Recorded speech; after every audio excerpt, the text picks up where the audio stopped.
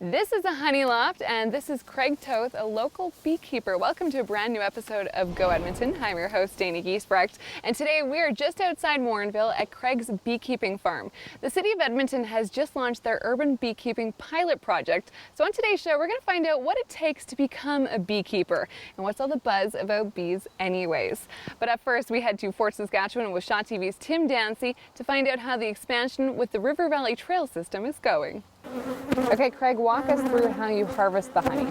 Well, first thing, the box has been on the hive for a couple good solid weeks. Temperature-wise, we're going to want to be in the mid-20s and lots of flowers. By looking on here, the bees naturally will take out the moisture out of the honey, and when there's a layer of wax, when it's almost, between 3/4 and half, we know that the honey is ready to harvest, as this one is. And you look on both sides, things are great. And then from there, we'll put it into an extractor. The extractor then will spin it, and all the honey will come out. When you're lifting, 60-pound boxes, and you have to move them to the side, blow the bees out, there's a lot of manual lifting. But if you want to get in shape, and it's once you get used to it, it's not too bad. Okay, so what we're doing is this hive originally had, before I extracted it, another 2 to 3 boxes higher. What I've done is I've left one box on, and this box, it's about half full. Now, what I'm gonna do is I'm gonna take off this top portion of the box, or probably 50 pounds or so. It's almost ready to roll. I'm gonna put a fresh honey super on. And so the honey that was in here, it's nice and moist. The comb is good.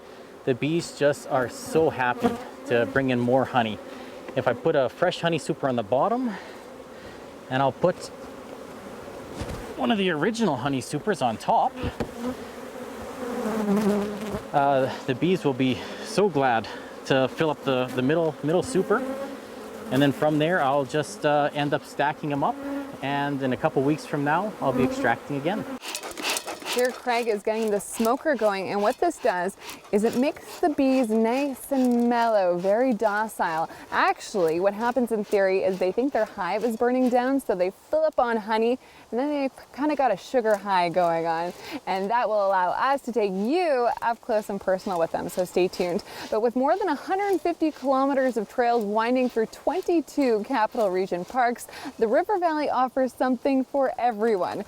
And that brings us to today's Hot Button Question. Thank you, Dana. I'm Heidi Johansson, and we are enjoying another gorgeous day in our city. But we want to know, how do you make the most of Edmonton's River Valley? We're walking right now to the Taste of Edmonton, so I guess that's us making the most of it. Are you sure you want to go on camera saying Edmonton's River Valley is much better than Calgary's? Edmonton's River Valley is much better than Calgary. You got it right? I got it. Well, you know what? I work downtown, not too far from here, so I love coming down here on my lunch break. I find it's a great way just to get away from the work day for an hour and just come down here and have a little bit of serenity, a little bit of peace down by the valley. And then, on the weekends, come down for bike rides. I love it in the valley. It's pretty scenic, so there's lots of nice bridges and a lot of natural areas along the river valley. And there goes Craig with the smoker. The bees are getting wild. We're going to show you inside this hive coming up. But first, I could spend all summer in the River Valley. But if you're looking for something to travel outside of the city for, this next feature may help you out. It's time for an all-new Bobdale Gloves Big Summer. Well, if you're interested in becoming an amateur beekeeper, we're going to let you know what it takes to be successful after the break. Wow, look at that, hey?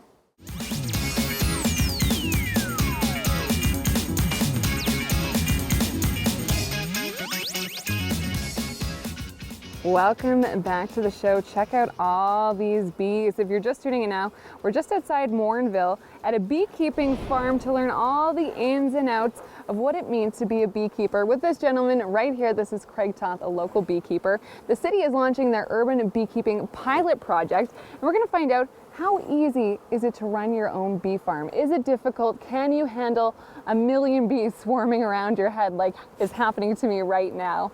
Well, stay tuned for that information, but from these hardworking bees, we turn now to a hardworking female firefighter who's giving the boys a run for their money in Fort McMurray.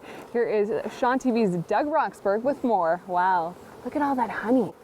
All right, so what Craig is showing us here is all of this area of the comb. These are actually eggs that have been planted, and it looks like you might think it would be honey, but the honey, Craig, if you want to show us what the honey looks like in the hive, is much more sticky and shiny and gooey looking. It's an easy way to differentiate the two. And there we go. Just look at it. Just beautiful golden honey. The bees going nuts around us, but so far I think everyone's protected nice and well. No stings at the moment, but I'll keep you posted on that. Well, coming up, from game face to model face, we've got more athletes for you in this next story, but they're not running drills or flipping tires. Volunteer producer Bridget Sang takes us to Nate, where the Ooks are striking a pose.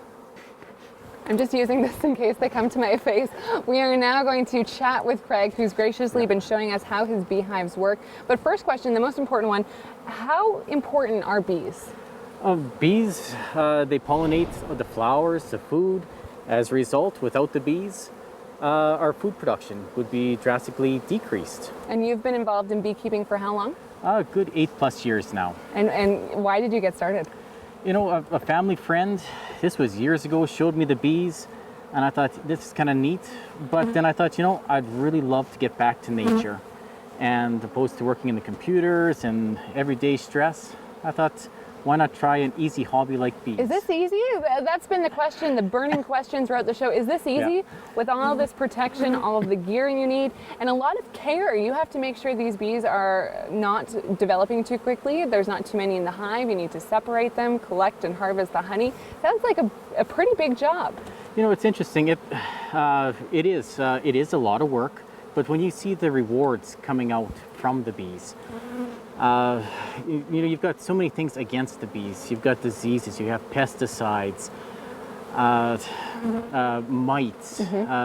But that being said, the challenge for me is figuring out, okay, how do I keep them alive? How do I make them healthy? What do you think would be the biggest concern that people need to be aware of if they want to take this on? A lot is, you know, a lot of people, they have worries about the bees. Essentially, the bees are fairly docile. You know, by looking around, there's bees all around us. Right. But if a person takes the proper precautions, you know, making sure that your neighbors don't get, don't get stung, keeping the hives within check, so they don't get too big, so the bees don't cause problems, diseases.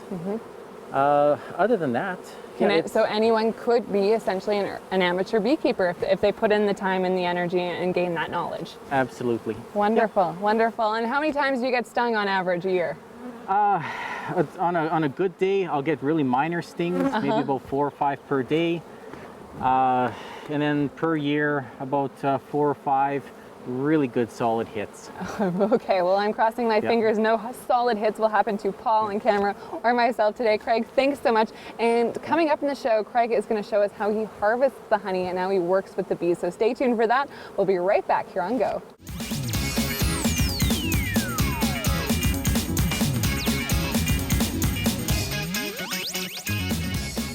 Welcome back. I've taken over the reins and I am holding a section of hive myself. And it's really hard to tell this on camera, but I'm just going to explain what's going on in some of these different cells. There are baby bees hatching. Some of them are eating their way through over here. Eating through, what is it called, Craig? Just a wax protective layer. There we go. And we'll actually help them out a little there bit. we go. We're helping out the bees. And once again, the city of Edmonton is launching their urban beekeeping pilot project. So we're finding out how easy is it to become an amateur beekeeper. Can anyone do it? Can I do it? Craig has faith that most everyone can if they put in the time and the energy and learn all the information you need to know. Craig, I'll hand this back to you. Perfect. Very nice. And stay tuned, Craig's going to show us the process of harvesting the honey that's coming up. But right now, just because school's out for the summer doesn't mean students aren't learning. Over at the Matart Conservatory, volunteer producer Mackenzie Scott finds out what new skills they're acquiring in their time off. At this point, I'm feeling one with the bees. What an incredible experience. A big thank you to this gentleman right here, Craig Toth, for allowing us to come out to his beekeeping farm. If you would like more information about the city's urban beekeeping pilot project, maybe you want to bring bees into your own backyard, there's lots of information you do need to learn. You can visit their website, edmonton.ca, for all that information. I'm your host, Dana Giesbrecht. We'll see you next time.